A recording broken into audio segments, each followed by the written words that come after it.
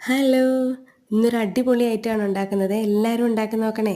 ഒരു ക്യാരറ്റ് ചെറുതായിട്ട് അരിഞ്ഞിട്ട് മിക്സിയുടെ ജാറിലോട്ടിട്ട് കുറച്ച് പാലും കൂടെ ചേർത്ത് നല്ലതായിട്ട് അരച്ചെടുക്കാവേ.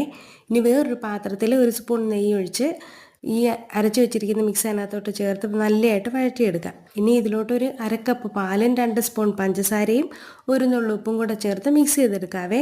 ഒരു 1/4 കപ്പ് റവയും കൂടെ അതിനകത്തോട്ട് ചേർത്തിട്ട് നല്ലതായിട്ട് അത് കുറുകി വരുമ്പോഴത്തേക്കിന് ഒരു ശകലം ഏലക്കാപ്പൊടിയും കൂടെ ചേർത്തിട്ട് പാത്രത്തിൽ നിന്ന് വിട്ട് വരുമ്പോൾ ഓഫ് ചെയ്യാവേ.